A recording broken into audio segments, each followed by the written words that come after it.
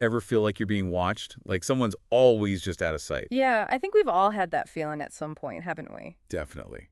But imagine that feeling, amplified, turning into a constant state of terror. Oh, that sends chills down my spine just thinking about it. That was the reality for Cindy James. Ah, Cindy James. Now, hers is a story that really gets under your skin. A Canadian nurse, just living her life. And then, boom, she's caught in this web of mystery. Honestly, one of the most baffling, unsolved cases in Canadian history. Oh, absolutely. And today we're diving deep into it, all the way in. Police reports, witness testimonies, court documents, medical records. We're sifting through it all. Trying to piece together what really happened, right? Was she truly a victim, or was there something else going on? That's the million-dollar question, isn't it? And that's exactly what we're here to figure out. The volume of information on this case is staggering. Boxes and boxes of it. It's almost overwhelming, but also kind of amazing, right? To have so much to work with. It's a double-edged sword. You'd think with all that data, the answers would be clear, but But they're not, which just makes it all the more intriguing. it certainly does. Let's rewind then, shall we? Back to the beginning. Vancouver, 1980s. Cindy James, a nurse, going through a separation from her husband, Roy Makepeace. Ah, yes. Roy Makepeace. That relationship, or rather the end of it, plays a big role in all of this. Because that's when the nightmare started for Cindy. Almost immediately after the split, the harassment begins. First, it's the classic stuff. Obscene phone calls in the dead of night. Creepy letters full of threats, the kind that make your blood run cold. Textbook stalking behavior, really. But then things take a turn. They escalate. And fast. Vandalism. Her car gets messed with. Her home violated. The intensity, the sheer aggression, it's unsettling. Right from the start, Cindy involves the police. She knows something's wrong. Really wrong. And that's where Pat McBride enters the picture, the responding officer. He becomes a central figure in all of this. Invested, maybe even a little too much. They ended up in a relationship, which, complicates things. Always does. It makes you wonder about his objectivity. Could he see the situation clearly? It's a valid question. Because on one hand, you have McBride believing Cindy wholeheartedly. But then you have the rest of the police force. They're getting skeptical. Can't blame them, really. No physical evidence, no witnesses. It's all Cindy's word. And that gap, that lack of proof, it becomes a recurring theme throughout the entire case. It most certainly does. And the attacks, they just keep getting bolder, more violent. Like the one in her garage. Bound, gagged, terrifying. But again, no signs of forced entry, no fingerprints. A ghost story almost. The police, they're starting to think she's making it up. Detective Bowyer Smith, he becomes convinced of it. And you know what he does? Polygraph test. Twice, actually. Oh, the polygraph. Always a controversial tool, but in this case, the results. Deception. You'd think that would be it. Game over, right? Not for Cindy. She doubles down, insists she's hiding information. Claims she knows her attacker. Too afraid to name them. Fears for her family's safety. A desperate attempt to maintain the facade. Or genuine terror. Hard to say. Meanwhile, Cindy's professional life seems to be going well. A successful nurse. But after that attack in the garage, her employer steps in. Requires her to see a psychiatrist before she can return to work. High-pressure job, you see. Makes sense from their perspective. But Cindy, she's resistant. Afraid of the stigma, the label. Especially with the police already doubting her. Understandable, in a way. But eventually, she agrees. Sees Dr. Alex Conley. And wouldn't you know it, they worked at the same clinic. Alarm bells start ringing there. Colleagues treating each other outside of work. No billing records. Barely any notes taken. It all seems a bit too cozy, wouldn't you say? And Conley, he's completely captivated by Cindy. Swallows her stories whole, no questions asked. Meanwhile, the harassment continues. Unrelenting. A dead cat. A note. You're next. Chilling. Her garden destroyed. The calls, the letters, it never stops. Cindy hires a bodyguard. Ozzie Caven.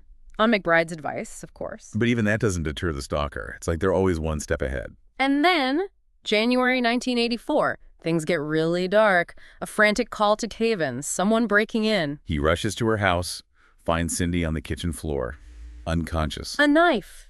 Protruding from her head, a scene straight out of a nightmare. But closer inspection reveals a horrifying twist. It wasn't in her head. The knife.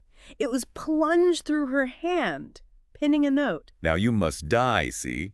Those words, cut from magazines. Like a horror movie. cave in. He searches the house, expects to find the attacker, but nothing. No one. And of course, no signs of forced entry. Again. But wait, there's more. Doctors find a needle mark on her arm. Drugged. Another layer to this already bizarre puzzle. Cindy has no memory of it, claims she was abducted. So back to the polygraph they go. Round 3. This time, things get really weird. Initially, the results suggest she's telling the truth. Then, months later, the examiner changes their mind. Inconclusive. Almost like the doubts surrounding Cindy influenced the interpretation, or maybe... Maybe the polygraph itself was a distraction all along. Perhaps. Because the attacks, they don't stop. Another abduction. More drugs. And then, under hypnosis, she makes a shocking accusation about Roy. This is where it takes a sharp turn. Cindy describes witnessing Roy chopping up bodies with an axe. On vacation, no less. A chilling image. Puts Roy right in the spotlight. The problem is there's zero evidence to back it up. None. And Cindy, she still insists Roy couldn't be the one tormenting her. It's a contradiction that hangs over everything. A false memory. A projection. Or something darker. The police, desperate for answers, get Cindy to agree to a wiretap on her phone. Hoping to catch Roy incriminating himself. But what they hear... Not threats, not confessions, but Roy expressing genuine concern for Cindy. Frustration, too, being dragged into this mess, constantly suspected. He denies everything. And even the police, they have to admit they have nothing concrete on him. Sadly, by then, the damage is done. Roy's reputation tarnished, pushed away from Cindy's life. But the harassment, it doesn't end. A break-in. A fire in her basement. And this time, the police are sure. Cindy staged it. Things spiral out of control. Her mental state deteriorates. And it all culminates with Cindy being committed to a psychiatric ward. St. Paul's Hospital, then Riverview. Diagnosed with paranoid disorder, major affective disorder with psychotic symptoms. Her doctors observe her, misinterpreting events, engaging in extreme behavior, seeking attention. A classic case of a self-destructive cycle, fueled by mental illness. Possibly. But even in the ward, the harassment continues. Dr. Frazen, he's the psychiatrist there. Initially, he suspects she's making it all up. But even he starts to have second thoughts. Notices a change in her. Positive, optimistic, confident the harassment will end soon. Tragic irony, isn't it? Knowing what's about to happen. May 25th, 1989, Cindy James vanishes. Without a trace. Gone. Her car, in the driveway. Groceries inside. Purse on the front seat. Cash. Checkbook. No struggle, no signs of a robbery. Like she stepped inside and simply ceased to exist. The RCMP launched an investigation. Full scale. And who do they look at? Roy Makepeace, of course. The prime suspect. The man who had lived under suspicion for years. Can you imagine the weight on his shoulders? Years of accusations. Constant scrutiny. It would be understandable if he felt some relief when she disappeared. Suspicious, even. But throughout the entire ordeal, Roy stuck to his story. Innocent, concerned for her safety. Even told investigators about some weird messages he'd gotten on his answering machine, hinting at a possible mafia hit on Cindy. Now that is a strange detail to pop up so late in the game. Shows you just how deeply this case affected everyone. Tangled them all up in the mess. Absolutely. The ripple effects were undeniable. While the police are chasing those mafia leads, talking to Roy, the media, they go wild. Oh, for sure. Headlines everywhere. The years of harassment, the perception of police inaction, the mystery of her vanishing. Public opinion turns against the RCMP. Hard and fast. They became the villains, the symbol of a system that failed to protect a vulnerable woman. Cindy's dad even speaks out. Tells reporters about a friend Cindy had confided in. Said she felt like she was being followed in the days before she disappeared. That's a detail that sticks with you, doesn't it? Fuels the image of a woman living in constant fear. And just as hope starts to dwindle, there's a break in the case. June 8th, they find her body. In the yard of an abandoned house, not far from where she was last seen. A heartbreaking discovery. Tragic end to a tragic story. But it only deepens the mystery. Found bound and gagged. Nylon stocking. Reminds you of those earlier incidents. Eerie, isn't it? But no signs of a struggle. And the cause of death? That's where things get tricky. At first, they think asphyxiation. But the toxicology reports, they tell a different story. A lethal cocktail in her system. Sedatives, morphine, drug overdose. And that's when the whispers of suicide start. The drugs, taken orally, not injected. The bindings, loose. Didn't even leave marks on her skin. The medical examiner notes she could have easily slipped out of them. Staged. And then there's the stuff they find in her house. Medical supplies. A glass cutter. syringes, 4V equipment. Like she was setting up those earlier attacks, maybe even injecting herself to fake those druggings. Remember the pinprick on her arm after the attack in the kitchen? Now they think she might have drawn blood herself to make the scene more convincing. It's a chilling thought, no doubt. The evidence is there. But there's one piece that doesn't quite fit. A finger bone. Scratched down to the bone. Like she was fighting while she was tied up. Could she have done that to herself while drugged? It just doesn't make sense. And why would the bindings be so loose if she was truly trying to end it all? It just doesn't add up for a lot of people. Cindy's father, her bodyguard, Ozzie Caven, they're convinced it's murder. The public outcry is immense. They demand answers. And that leads to A coroner's inquest to get to the bottom of it all. what was supposed to be a quick affair turns into a 3-month spectacle. Most expensive inquest in Canadian history at the time. A battleground of narratives.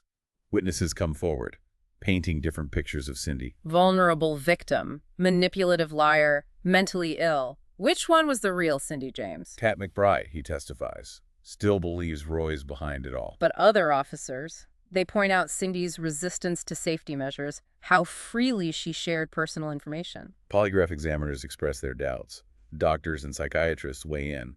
Some suggest she might have staged the events for attention or revenge. It's a whirlwind of conflicting perspectives. And then Dr. Friesen takes the stand, remembers him, the psychiatrist from the ward. The one who initially suspected her of fabrication. He expresses his doubts about the suicide theory. Describes how optimistic Cindy was in therapy right before she disappeared. Said it was hard to reconcile that with the idea of her taking her own life. And Ozzie Caven, unwavering, still certain Cindy was murdered. He presents his evidence, disturbed ground, drag marks near where she claimed she was abducted. But the most shocking testimony, that comes from Cindy's sister, Melanie. She drops a bombshell, a story Cindy allegedly told her years earlier about Roy. Using a hatchet to dismember a body and threatening to do the same to her. A horrifying accusation, but no evidence. The police had never heard it before. Another twist, another layer of complexity, fact and fiction blurring together, truth becoming elusive. Roy never actually testifies,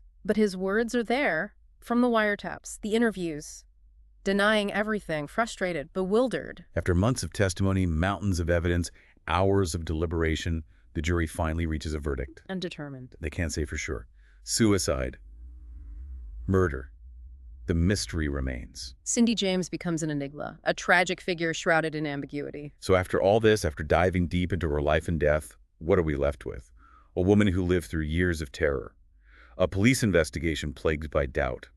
A coroner's inquest that offered no real closure. It challenges everything, doesn't it? Our understanding of victimhood, mental illness, even the nature of truth itself. We're left with these nagging questions about evidence, perception, and the possibility that some mysteries might never be solved. It's like a modern-day ghost story, where reality and delusion collide. I kept coming back to the conflicting opinions of the medical experts. Yeah, that's a key element here. Some were absolutely certain Cindy was staging those attacks. While others believed her completely, thought her mental state was a direct result of the harassment. It's that chicken or egg dilemma. What came first?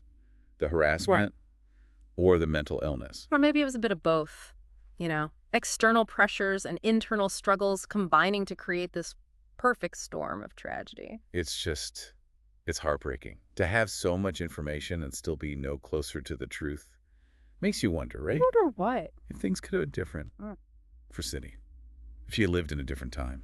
Ah, I see what you mean. A time when mental health was better understood, less stigmatized. Maybe she would have felt safer seeking help. Maybe those early reports would have been taken more seriously. It's impossible to know, of course, but it does make you think. Sadly, we can't change the past, but we can learn from it. What are some of the takeaways here for you? I think Cindy's story resonates with so many people because it taps into our primal fears. Being stalked, terrorized. And perhaps most terrifying of all, not being believed when you cry for help. Exactly. It forces us to confront some uncomfortable truths about ourselves, about society. Makes us question our biases, our judgments, our empathy. It's a challenge to be more critical, to think for ourselves, to be compassionate, to truly listen to those who are suffering. It's a tall order, but a necessary one. If you were investigating this case, where would you start? What would you focus on? Ooh, that's a good one. Would it be the physical evidence? Or Cindy's psychological state? Who would you trust? Those closest to her, or the skeptics? There are no easy answers. And that's what makes this case so captivating. A puzzle with missing pieces, a story without an ending. And in the end, we're left to decide for ourselves what we believe. But beyond the mystery, beyond the speculation, there's a real human tragedy at the heart of it. A woman lost her life. And whether she was a victim or the author of her own demise, her story deserves to be remembered. That's what we aim to do here on The Deep Dive. Explore these complex, often disturbing topics, not to sensationalize, but to understand, to challenge assumptions, to encourage empathy. Sometimes the most important thing isn't finding the answer, but wrestling with the complexity, the ambiguity, allowing ourselves to be unsettled by the unknown. If this deep dive into the life and death of Cindy James has left you with more questions than answers, well, that's kind of the point. Exactly. Who knows, maybe by revisiting these cold cases, asking the right questions, we might uncover something new, a piece of the puzzle that was overlooked, a clue that brings us closer to the truth. Thanks for joining us on this journey into the shadows. Remember, there are always more deep dives to explore. Don't forget to subscribe to The Deep Dive for more explorations into the mysteries that haunt us. We'll see you next time. Until then, keep asking questions, keep searching for the truth, wherever it may lead.